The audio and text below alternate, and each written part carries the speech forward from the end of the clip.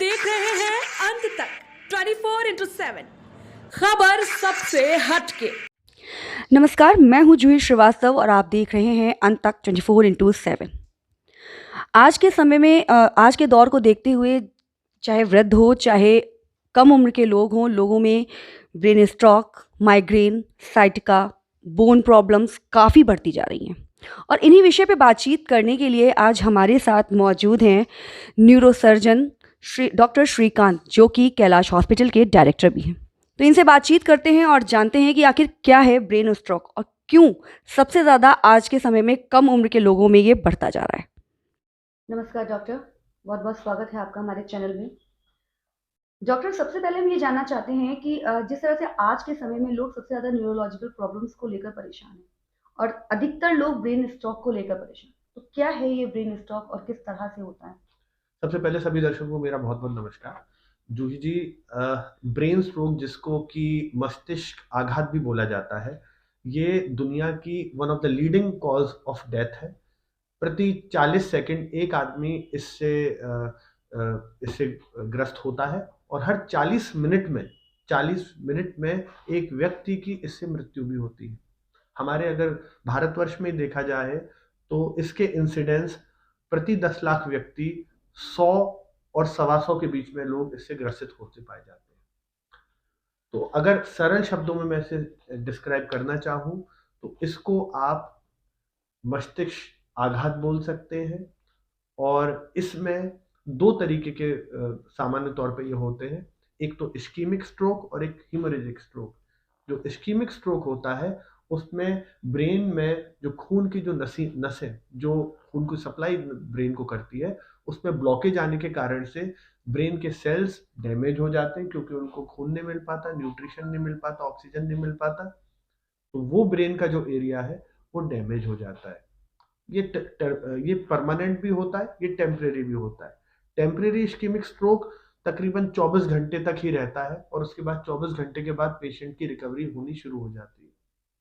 Permanent जो होता है उसका जो समय पीरियड है वो 24 घंटे से भी ज्यादा रहता है और इसमें रिकवरी के चांसेस, कंप्लीट रिकवरी के चांसेस जो मैं कहूंगा वो पूरे नहीं हो पाते।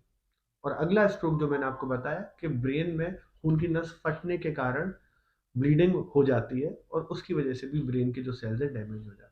यही मुख्य रूप से दो तरीके के डॉक्टर, कैसे लोग ये चीज़ जान सकते हैं कि हमें ब्रेन स्ट्रोक ही की प्रॉब्लम स्टार्ट हो गई है? देखिए, मुख्य तौर पे देखा जाए तो इसके जो क्लासिकल जो सिम्टम्स है, जो दुनिया भर में लोगों को जो शिक्षित किया जाता है, बताया जाता है, उसको फास्ट बोला जाता है, FAST। सबसे पहला सिम्टम ये होता है कि चेहरे का टेढ़ापन, जिसको F से फेस, तो चेहरे का टेढ़ापन, ठीक है। दूसरा सिम्टम है इनका वीकनेस आना, शरीर के एक तरफ हाथ को, एक तरफ के हाथ या पाँव में कमजोरी आना, जिसे लकवा मारना भी बोल सकते हैं। तीसरा, स्पीच का लड़खड़ाना, भाषा का लड़खड़ाना। चौथा, अगर आपको ये तीन चीज दिखे तो time to go to hospital.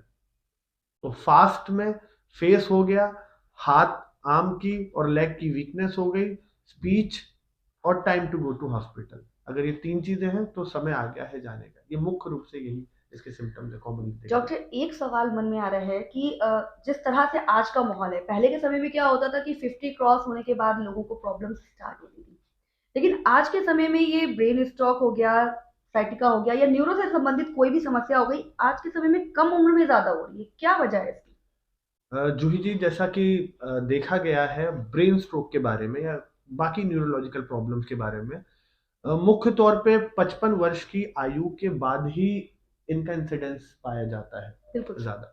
पर आपने जैसा कि बोला, और बिल्कुल सही बोला आपने, कि आजकल की यंग जनरेशन भी इससे उभर रही है। जैसा कि मैं डेली केसेस देखता हूँ, समझता हूँ, तो हमारे काफी सारे पेशेंट्स ऐसे भी हैं जो सिर्फ 30 वर्ष की आयु के हैं, 40 वर्ष की आयु के हैं, 25-25 वर्ष की आयु के हैं, ऐसे भी केसेस होते हैं। मुख्य तौर पे ऐसा देखा गया है कि जिन लोगों को खान पान जिनका बहुत अच्छा नहीं रहता, बॉडी की इनएक्टिविटी रहती है, फास्ट फूड का सेवन रहता है, स्मोकिंग या तम्बाकू खाना या सिगरेट पीना या अल्कोहल की मात्रा ज़्यादा लेना, ये सब चीज़ें कंट्रीब्यूट करती हैं, जो कि आजकल देखा गया है कि बहुत ईज़िली अवेलेबल चीज़ें हैं। इसके अलावा खान-पान जो है थोड़ा पाश्चात्य खान-पान भी हमारा हो गया, जिससे कि हम चीज़, पिज़्ज़ा, जंक फूड अब इतनी आसानी से वो उपलब्ध है कि हम घर में सिर्फ़ कुछ बटन दबा के ही घर पे मँगा सकते हैं, बिल्कुल सर। जो कि सिर्फ़ दिन में नहीं, रात में ही मँगा सकते हैं। कोविड के कारण देखा गया है कि लोगों में एक इनेक्टिविटी आई है, जिससे वर्क फ्रॉम होम का कल्चर भी डेवलप हुआ है। अब क्योंकि घर बैठे ही सारी चीज़ें आ जाती हैं, चाहे वो मेडिसिन हो, चाहे वो ग्रोसरी हो, चाहे वो खाना हो या कोई भी बिल्कुल, चीज़ है। बिल्कुल सर। तो लोगों की इनेक्टिविटी आई है। ये मुख्य रूप से यही कारण है। तो डॉक्टर जैसा कि ब्रेन स्ट्रोक की अगर किसी को प्रॉब्लम होती है तो वो नॉर्मल ट्रीटमेंट से ठीक होने की संभावना होती है या आगे चल के सर्जरी की भी इश्यू आते हैं? जी, जूही जी। जूही जी, जो इस्केमिक स्ट्रोक होता है, अगर समय रहते पेशेंट को हॉस्पिटल लेकर आया जाए, तो अ, तुरंत ही इन्वेस्टिगेशन द्वारा हम ये पता लगा सकते हैं कि वो किस प्रकार का स्ट्रोक है। और अगर ये इस्केमिक स्ट्रोक है, तो पेशेंट्स में देखा गया है कि थ्रोम्बोलाइटिक थेरेपी के द्वारा इनमें 12 से 24 घंटे के अंदर रिकवरी पॉसिबल होती है। इन केस अगर ये स्ट्रोक इस तरीके का है कि कोई बड़ा क्लॉट है, उसको निकालने की भी आवश्यकता है, तो इंटरवेंशनल न्यूरोसर्जरी के द्वारा उस क्लॉट को निकाला भी जा सकता है। मुख्य तौर पे ये ट्रीटमेंट ऐसे होते हैं कि जो दवाइयों से और इंटरवेंशन की चीज़ों से सही हो सकते हैं। कुछ केसेस में जहाँ पे ब्लीडिंग हो जाती है, ब्रेन का बहुत बड़ा हिस्सा डैमेज हो जाता है, पेशेंट की जान बचाने के लिए कई बार ब्रेन की सर्जरी भी की जाती है। बिल्कुल सर। तो सर ये जो आजकल नॉर्मल प्रॉब्लम माइग्रेन चल गया है, जी, जी। साइटिका चल गई, तो क्या ये ब्रेन स्ट्रोक की स्टार्टिंग होती है कि आगे चल के इस तरह से पेशेंट्स को ब्रेन स्ट्रोक होता है? किस तरह से मतलब माइग्रेन और साइटिका किस तरह से न्यूरो से जुड़ा हुआ है? देखिए, माइग्रेन की जो समस्या है जी। और सियाटिका की जो समस्या है, माइग्रेन जैसा कि हमें आमतौर पे देखा गया है कि हेडेक को हम आमतौर पे हम माइग्रेन बोलते हैं, और बिल्कुल सर। माइग्रेन के भी बहुत ज़्यादा टाइप्स होते हैं। डेफ़िनेटली ये ब्रेन से रिलेटेड ही प्रॉब्लम होती है माइग्रेन की। इसमें ज़्यादातर महिलाओं में ये देखने में मिलती है, बिल्कुल पुरुषों सर। की अपेक्षा। और ये देखा गया है कि बहुत सारे जो महिलाएँ हैं, हार्मोनल थेरेपी पर हैं या जिनको थायरॉइड की प्रॉब्लम है, तो उनमें या जो बहुत ज़्यादा स्ट्रेस लेती हैं, इनएक्टिविटी है बॉडी की, तो उनमें देखा गया है कि माइग्रेन की समस्या ज़्यादा रहती है। ज़्यादातर माइग्रेन देखा जाए तो स्ट्रेस इंड्यूस भी होते हैं। तो सर लास्ट सवाल मेरा ये है कि आखिर लोगों को ऐसा क्या करना चाहिए आज के समय में, भागती दौड़ते के समय में, कि ब्रेन स्ट्रोक की प्रॉब्लम से उन्हें फेस ना करनी पड़े? देखिए, बहुत अच्छा आपने प्रश्न पूछा।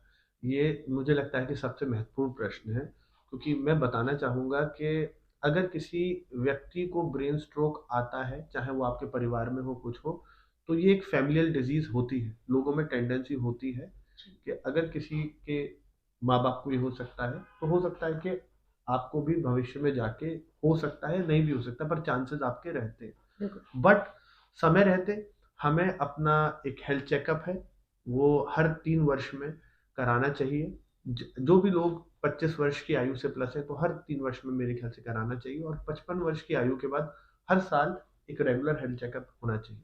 ब्लड प्रेशर का कंट्रोल, शुगर का कंट्रोल, ओबेसिटी, मोटापे का कंट्रोल, ये बहुत ज़रूरी चीज़ है। ये सारी चीज़ें ऐसी चीज़ें हैं जो कंट्रीब्यूट करती है किसी को ब्रेन स्ट्रोक होने से। अगर आपको किसी प्रकार की हार्ट डिज़ीज़ है, ये भी कंट्रीब्यूट करती है। जो लोग हार्मोनल थेरेपी पर हैं, वो भी इसके बिल्कुल ये सर। हैं। तो अपने डॉक्टर से तुरंत संपर्क करें अगर ऐसी चीज़ें हों, और अपना खान-पान और जो कोएक्सिस्टिंग डिज़ीज़ेज़ हैं, उनका कंट्रोल अच्छे से करें। सर जैसा कि आज के समय में लोग एक्सरसाइज पे बहुत विश्वास रखते जी, हैं कि हम एक्सरसाइज करेंगे तो हम बिल्कुल स्वस्थ रहेंगे, लेकिन कहीं ना कहीं एक्सरसाइज के दौरान भी ब्रेन स्ट्रोक की प्रॉब्लम होती है लोगों को। जी। क्या वजह है? एक्सरसाइज करनी चाहिए लोगों को बहुत ज्यादा, या किस तरह की एक्सरसाइज है जो करनी चाहिए और नहीं करनी चाहिए? देखिए, मुझे क्या लगता है कि जैसा कि आम तौर पे सामान्य रूप से बहुत सारे केसेस देखे गए हैं, एक्सरसाइज़ हमें बिल्कुल करनी चाहिए, और नियमित रूप से एक्सरसाइज़ करनी चाहिए। कम से कम हफ्ते में 4 से 5 दिन आपको 30 मिनट ज़रूर एक्सरसाइज़ करनी चाहिए। प्रत्येक व्यक्ति का शरीर अलग होता है, प्रत्येक व्यक्ति की संरचना अलग होती है। और प्रत्येक व्यक्ति की एक्सरसाइज करने की कैपेसिटी और उसको किस प्रकार की एक्सरसाइज करनी है, ये भी फिजिकल ट्रेनर्स द्वारा ही डिसाइड किया जाता है। जैसे कि कोई एक मोटा व्यक्ति हर तरीके की एक्सरसाइज नहीं कर सकता, उसे उसका लाभ नहीं मिलेगा। कोई प्रेग्नेंट महिला हर तरीके की एक्सरसाइजेस नहीं करेगी। तो मुझे लगता है कि एक्सरसाइज जो फिजिकल ट्रेनर है उनके ही संपर्क में आके जैसा वो बताएं एक्सरसाइज करनी चाहिए। साथ के साथ जैसा कि आपने बोला कि अनड्यू हम अपनी बॉडी को स्ट्रेन ना करें, जितना ज़रूरी एक्सरसाइज करना उतना ज़रूरी रेस्ट करना भी है। और मुख्य तौर पे कुछ लोगों को देखा गया है कि आजकल की यंग जनरेशन कुछ प्रोटीन सप्लीमेंट्स या स्टेरॉयड सप्लीमेंट्स का यूज़ करती है, उनसे भी दूर रहना चाहिए। Okay doctor, thank you so much. आपने बहुत अच्छी जानकारी लोगों को दी कि ब्रेन स्ट्रोक क्या है और कैसे इनसे बचा जा जी सकता है। जी। क्या कहना चाहेंगे आप चैनल के माध्यम से लोगों को? सबसे पहले सभी को मेरा बहुत बहुत धन्यवाद। मेरे को सुनने के लिए आप सभी का बहुत बहुत धन्यवाद बोलना चाहूँगा दोबारा। और अंत तक न्यूज़ चैनल और न्यूज़ इंडिया 24/7 को मेरा बहुत बहुत इनको बधाई देना चाहूँगा कि वो इस प्रोग्राम को कर रहे हैं और जनता की सेवा कर रहे हैं, जिससे जानकारी मिलकर आप अपने निकट लोगों की जान बचा सकते हैं और जागरूक हो सकते हैं। नमस्कार। तो ये थे हमारे साथ neurosurgeon doctor Shrikant Sharma, Kailash hospital के डायरेक्टर भी हैं, और इन्होंने हमें बताया कि आखिर ब्रेन स्ट्रोक क्या होता है और आज के समय में कम उम्र के लोगों को ब्रेन स्ट्रोक क्यों हो रहा है। आज के सेशन में हमने आपको बताया कि ब्रेन स्ट्रोक क्यों होता है और कैसे होता है। बाकी नेक्स्ट सेशन में जब भी हम आएंगे, जल्द ही आपके लिए ये लेकर आएंगे कि ब्रेन स्ट्रोक का इलाज कैसे किया जाता है। तब तक बने रहिए हमारे साथ और देखते रहिए अंत तक 24/7।